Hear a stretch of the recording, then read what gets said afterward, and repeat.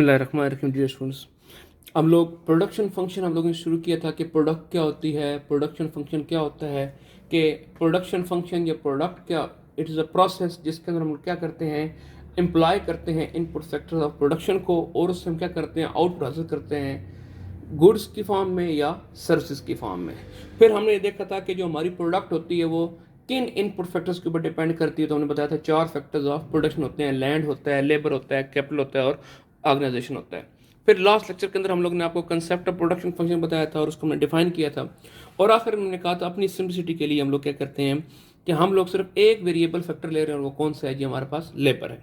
फिर हमने बताया आपको टोटल प्रोडक्ट क्या होती है। Total product is the sum of output of all units of factor of production which has been implied. जितने हमने फैक्टर ऑफ प्रोडक्शन इम्प्लाई कर रखे हैं उन तमाम का जो सम होता है हमारे पास क्या होता है, टोटल प्रोडक्ट होता है। एवरी प्रोडक्ट क्या होता है, टोटल प्रोडक्ट को डिवाइड कर लें किसके ऊपर, number of units of input factor. अगर हम लेबर ले रहे हैं डिवाइड किस पर कर दिया, हमने लेबर के ऊपर डिवाइड कर लिया। और फिर हमने क्या बताया, मार्जिनल प्रोडक्ट, मार्जिनल प्रोडक्ट या मुख्ततिम पैदावार। तो मुख्ततिम पैदावार या मार्जिनल प्रोडक्ट क्या होती है कि एक additional unit of input factor लगाने की वजह से जो हमें एडिशनल आउटपुट हासिल होती है, that is called as marginal product. वो क्या कहलाती है जी, मार्जिनल प्रोडक्ट कहलाती है। तो हमने आपको बताया था कि अगले लेक्चर के अंदर इंशाल्लाह हम लोग आपको टेबल बना के इनका आपस में दिखाएंगे ये किस तरह काम करते हैं।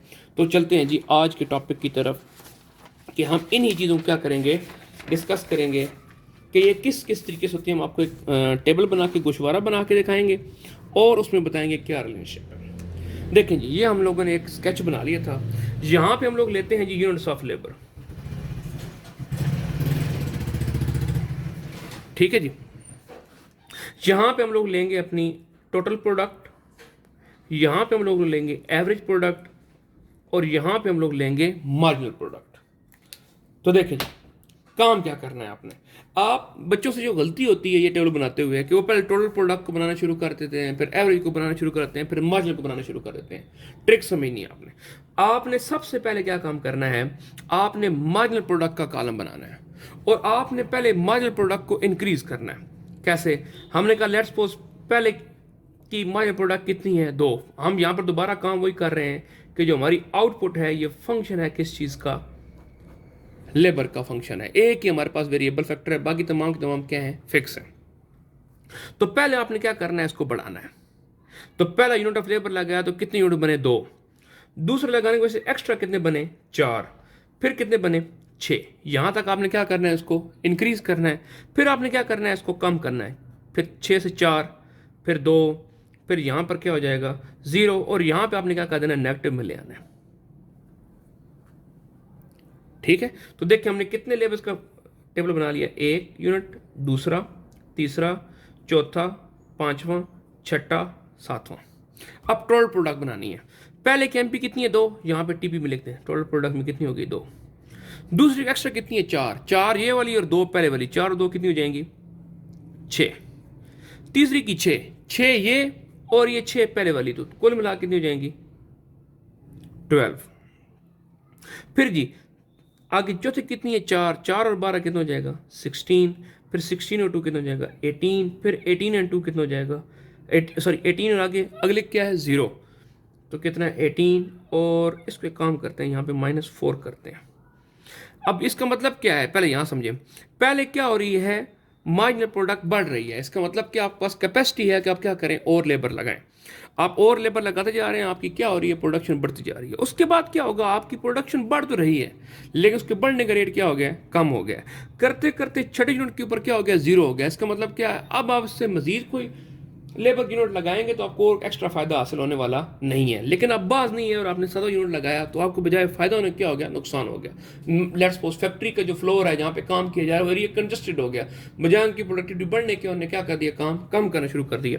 सो 18 - 4 कितना हो जाएगा, 14 हो जाएगा। ठीक है जी। अब एवरी प्रोडक्ट हम लोग पहले देख चुके हैं कैसे होता है। टोटल प्रोडक्ट को डिवाइड किस पे कर दें, लेबर के यूनिट्स के ऊपर। तो 2 / 1 कितना हो जाएगा, 2। 6 / 2 कितना हो जाएगा, 3। 12 / 3 कितना हो जाएगा, 4। 16 / 4 कितना हो जाएगा, 4। 18 / 5 तकरीबन 3.5।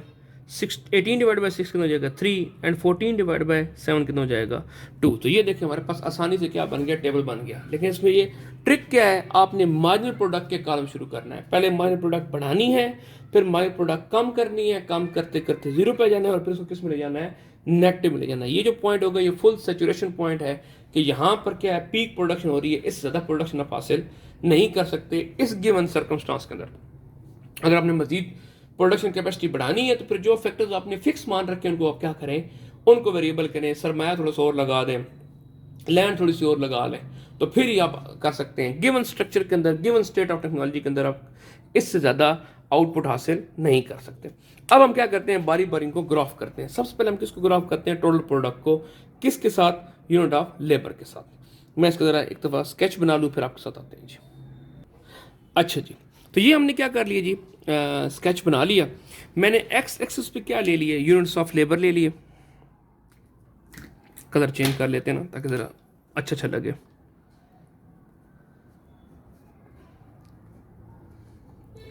और यहां मैंने क्या ले ली, टोटल प्रोडक्ट, कुल पैदावार। ठीक है जी, चलो जी। तो मुझे बात बताएं, पहले यूनिट ऑफ लेबर के ऊपर कितनी टोटल प्रोडक्ट थी, 2। तो यहां से आप पहले को बढ़ाएं और इधर से 2 के साथ मिला दें। दूसरे पे कितनी है हमारे पास, 6। तो 2 को बढ़ाएं और 6 तक ले जाएं, और इधर से 6 को बढ़ा के ले आएं, तो ये ऑलरेडी लाइन लगी पड़ी है, ये हमारे पास हो गई। ठीक है जी। तीसरे पे देखिए हमारे पास कितनी है, 12। तो ये थर्ड को बढ़ाएं और जी ये हम 12 तक ले आए। फिर चौथे पे कितनी है हमारे पास टोटल प्रोडक्ट, 16। तो 4 को बढ़ाया और ये जी हमारे पास 16 हो गए। पांचवे पे कितनी है हमारे पास, 18। इसको बढ़ाएं ऊपर, 18। छठे फिर हमारे पास कितनी है, 18। तो 6 को आप यहां से बढ़ाएं एंड 18 यहीं पर ही आ जाएगी। एंड 7 पे हमारे पास कितनी है, 14। तो ये हमारे पास, ये हमारे पास हो गए। अब इन तमाम पॉइंट्स को आप क्या कर दें, आपस में जोड़ दें, तो ये हमारे पास कर्व आएगी। हमारे पास कौन सी होगी, टोटल प्रोडक्ट की कर्व होगी। पहले ऐसे, फिर ऐसे, यहां से ये, यहां से ये, यहां से ये, एंड यहां से ये जो हमारे पास कर्व बनी है, ये हमारे पास टोटल प्रोडक्ट की कर्व बनी है। सही है। अच्छा, अब आप इन पॉइंट्स को डिस्कस कर सकते हैं। पॉइंट ए है जी, at point A 1 unit of input labour लग रहा है और 2 आउटपुट की यूनिट हासिल हो रहे हैं। पॉइंट बी जो है, ये वाला पॉइंट बी है, इसमें जनाब 2 यूनिट ऑफ लेबर लग रहे हैं और 6 यूनिट ऑफ आउटपुट मिल रहे हैं, ऐसे ऐसे। ठीक हो गया जी। तो ये जो अगर देखें ना, यहां से अगर मैं आऊं इधर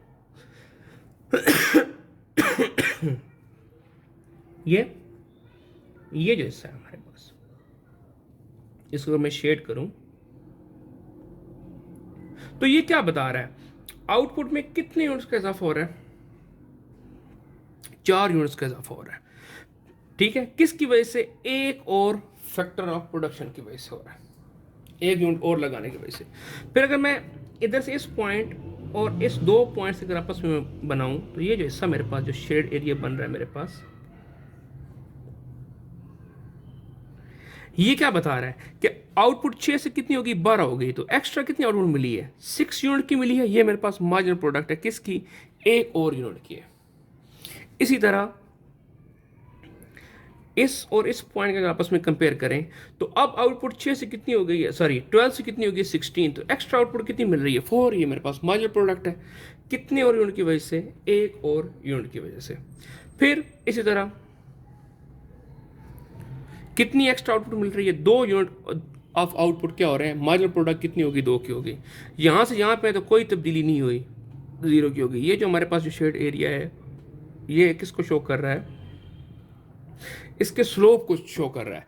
और याद रखिएगा, टोटल प्रोडक्ट का slope, rate of change he marginal product होता है। और अगर हम यहां से इधर आए, तो अब क्या हमारी आउटपुट क्या हो गई है, कम हो गई है, नेगेटिव में हो गई है, -4। ठीक हो गया जी। तो इस तरीके से हम क्या करेंगे, अपने ग्राफ को एक्सप्लेन कर लेंगे। जहाँ तक कोई मसला हो तो एक दफ़ा रोक के दोबारा पीछे देख लें, कोई और फिर भी इशू हो अपने कमेंट्स में बताएं हमें।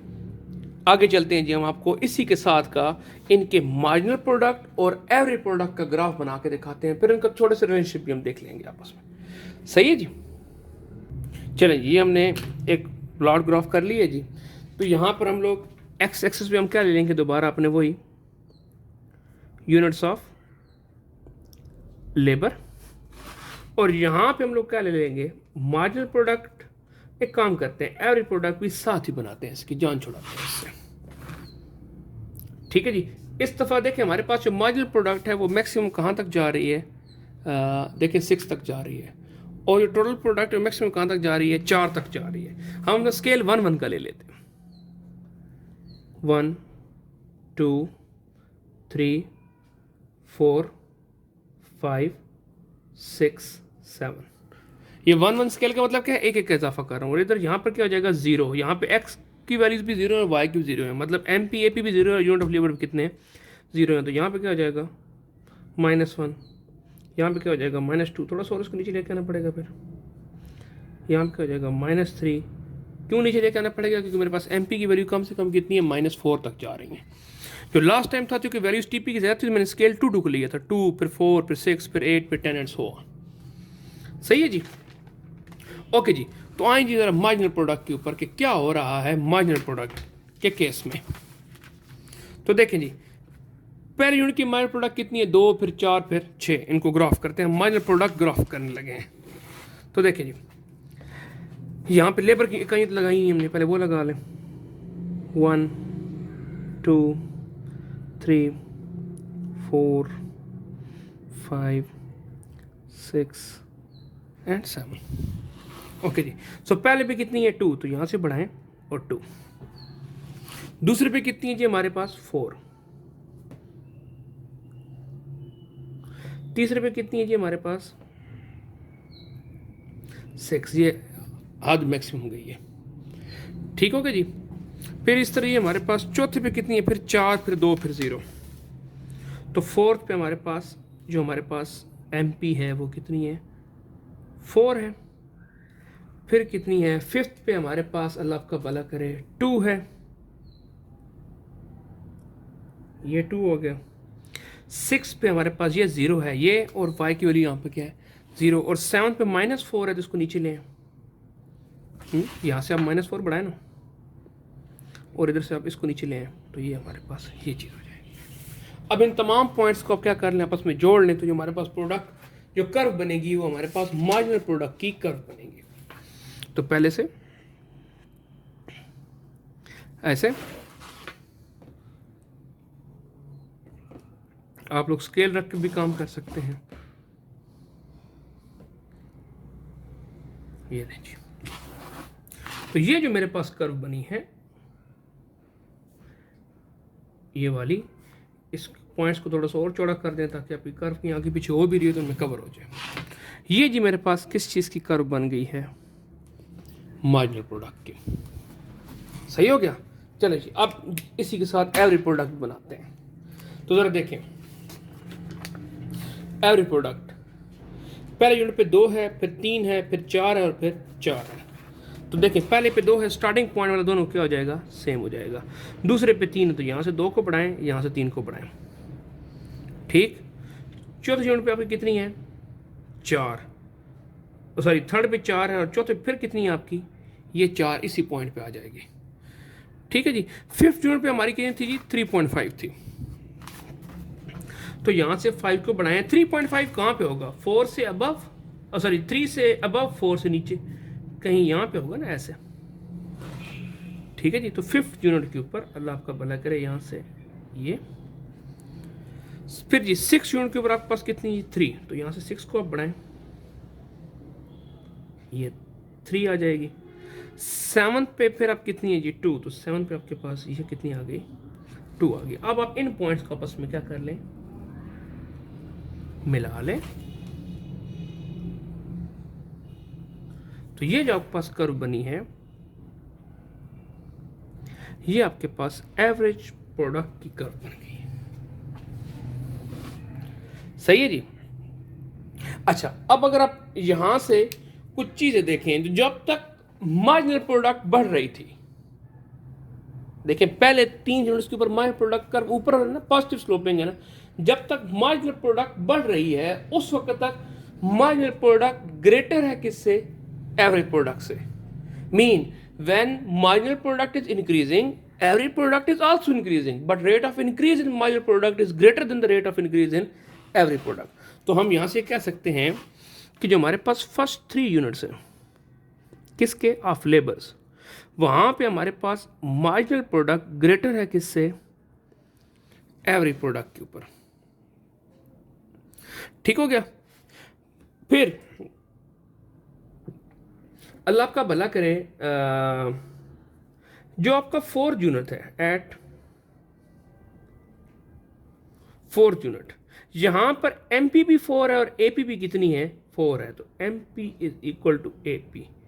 तो यहां से हम लोग प्रिंसिपल निकालते हैं। क्या प्रिंसिपल निकालते हैं कि when average product is maximum, जब एवरेज प्रोडक्ट क्या होती है? मैक्सिमम होती है, उस वक्त वो मार्जिनल प्रोडक्ट के इक्वल होती है। ठीक है जी। When AP is equal to MP, कब? When average product is maximum. अच्छा देखिए, मैक्सिमम 4 तक गई है, लेकिन आप ये देखें 4 तक गई है, लेकिन आपके एग्जाम में सवाल आ सकता है, वो क्या? कि सर 3rd यूनिट की कीमत 4 थी और चौथे में भी कितनी है? आपकी 4 ही है एवरेज प्रोडक्ट। तो सर ये क्यों नहीं मैक्सिमम, ये क्यों मैक्सिमम है? इकोनॉमिक्स के अंदर जो मैक्सिमम पॉइंट होता है, मैक्सिमम प्रोडक्शन पॉइंट या मैक्सिमम यूटिलिटी पॉइंट, वो कौन सा होता है? वो पॉइंट जिसके फौरन बाद वो फंक्शन कम होना शुरू हो जाए। देखें यहां पे भी 4 है सॉरी, इस अगली यूनिट में भी कितनी है? 4 है। इसके बाद ये गिरी नहीं है, लेकिन इसके बाद क्या हुआ? इसने कम करना होना शुरू कर दिया। तो ये पॉइंट आपका क्या होगा? मैक्सिमम होगा। और यही पक्का प्रिंसिपल आपने याद रखना है कि एपी मार्जिनल प्रोडक्ट के बराबर कब होगी? जिस वक्त एवरेज प्रोडक्ट इक्वल किसकी होगी? सॉरी, एवरेज प्रोडक्ट इक्वल किसकी होगी? मार्जिनल प्रोडक्ट के जब इक्वल होगी तब एपी क्या होगी? आपकी मैक्सिमम होगी। सही हो गया। अच्छा, फिर आपका जो है ना फ्रॉम, देखें जरा इस 4 यूनिट से आगे, 4th यूनिट पे, 5 यूनिट पे, 6th यूनिट पे क्या हो रही है? आपकी मार्जिनल प्रोडक्ट क्या हो रही है? कम हो रही है। ठीक है, लेकिन उस वक्त आपकी एवरेज प्रोडक्ट भी कम हो रही है, लेकिन अब एवरेज प्रोडक्ट क्या है? ग्रेटर है किससे? मार्जिनल प्रोडक्ट से। So from 4th unit to 6th unit, मैं सिर्फ 6th तक की मैं बताता हूं आपको। उस यहां पे क्या है? इस वक्त आपकी जो एवरेज प्रोडक्ट है वो ग्रेटर है किससे? एमपी से। तो यहां से मेरी बात समझ आई कि when marginal product is decreasing, average product is also decreasing,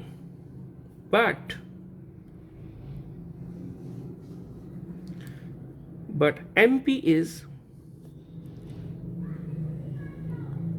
decreasing at a greater rate। जो MP है वो ज्यादा शरह से गिर रही है, उसका रेट ऑफ फॉल जो है वो क्या है? ग्रेटर है। फिर यहां से हमें एक बात और याद रखनी है, इवेंचुअली क्या होता है? MP becomes 0 and then MP क्या हो जाती है? नेगेटिव हो जाती है। बट जो आपकी एवरेज प्रोडक्ट है ये डज नॉट बिकम 0 और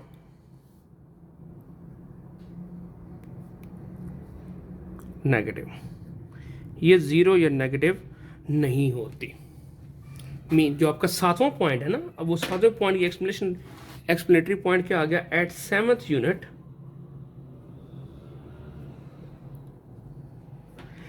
MP नेगेटिव होगी, लेस देन 0 होगी, but AP is still greater than 0।